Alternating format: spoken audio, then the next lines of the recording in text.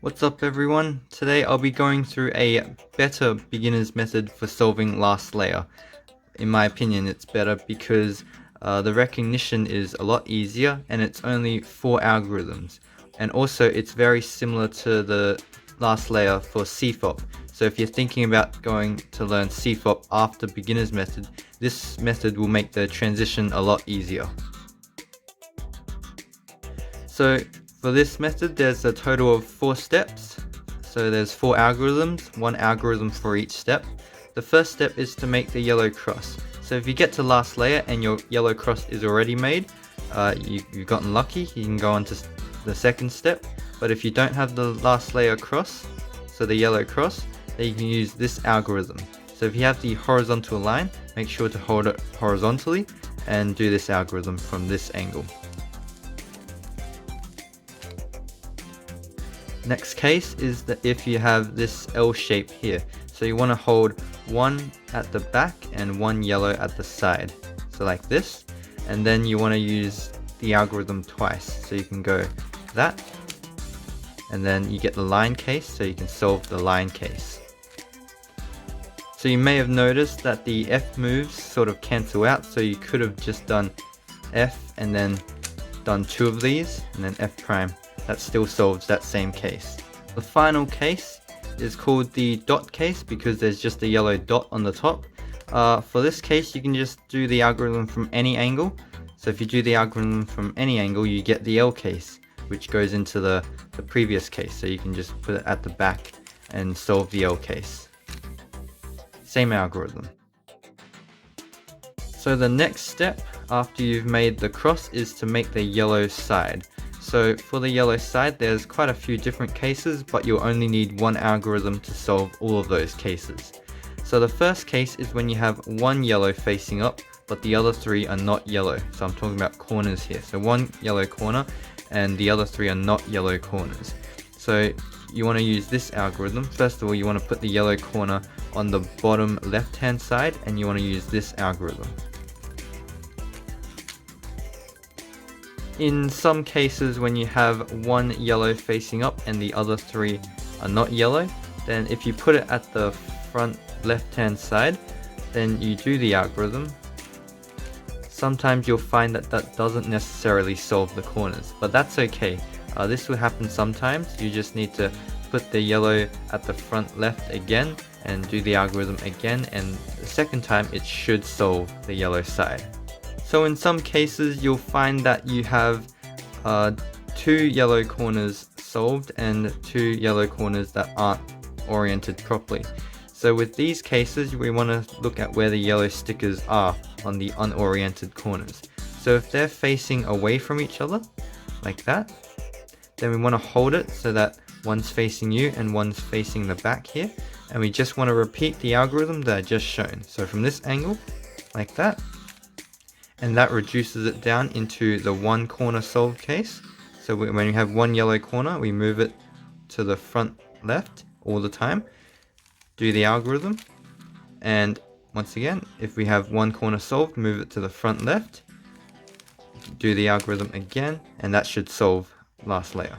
So this case, similar to the last case, it's got 2 solved here, and these 2 are not solved. However, the yellows are facing this direction. So if you have both yellows facing the same direction, you want to hold it so that the yellows are facing you, and then once again you want to repeat that algorithm. So do it from this angle.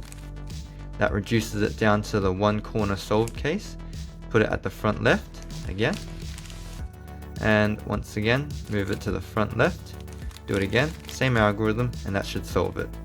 So in this case, if you have 2 corners solved and 2 corners that are not solved, and the unsolved corners are diagonal from each other, then you want to find out where the yellow stickers are. So 1 yellow sticker should be facing you and the other yellow sticker should be facing the right hand side. From this angle, then you want to do this algorithm, so same as the previous one. And then it reduces it down to the 1 corner solved case. In this case it's already at the bottom left, so we can just go straight into it again. And finally move the final unsolved corner, or the solved corner, into this bottom left position. algorithm again, and that should solve it. So finally we have cases where all yellow corners are not solved. So for these cases we want to look for yellow headlights. So yellow headlights are like these, so these are called yellow headlights. There's no other yellow headlights on the side. So if you only have one pair of yellow headlights, you want to hold it so that it's facing the left hand side, and then we want to do this algorithm. So same as the previous ones. Like that, reduces it down to the one corner solved case, and we just do it again, and that should do it. Final case is when you have no corners solved and then you have two pairs of headlights, so one on either side. So if you have this case, then you want to do exactly that, put one on either side, one towards your left and one towards your right, and then you want to do that algorithm,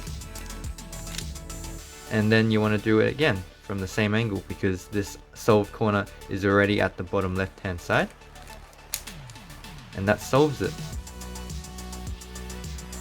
So after we've solved the yellow side, our next step is to solve the actual corners of the cube. So like actually put the pieces in the correct places.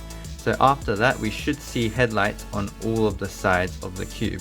So now just looking around, we only see one pair of headlights, that's here. There's no other pairs of headlights. So if you have one pair of headlights, then you want to put it at the back, and you want to do this algorithm. So this algorithm you want to rotate down first so you're facing white, and you want to do these moves here. And that solves the corners. So if you get to this step and you find that there are no headlights anywhere to be found, then you can just do that algorithm from any angle. Doesn't matter where you do it from, just any angle. Once again, same algorithm, rotate down to face white, and algorithm. And after you do that, you should at least have one pair of headlights.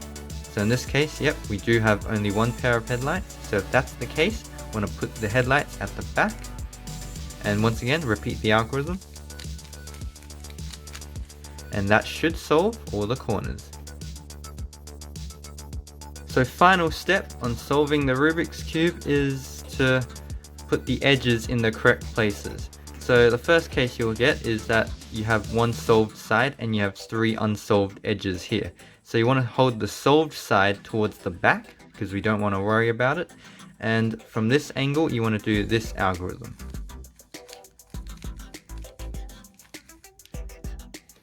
So sometimes you will have a solved side at the back and these three unsolved edges here, and you want to do the same algorithm, so like that, but you'll find that you still have three unsolved edges and one solved at the back. That's okay, that happens half of the time.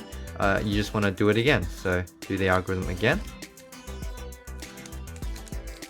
and that should solve it. So if you have certain cases where you have all four edges that are unsolved, then that's fine as well. You can solve them using the same algorithm. So in this case we have opposite colors on all of the sides, so orange and red and like green and blue on the same sides. Then we can just do the algorithm from any angle, so it doesn't matter where you do it from.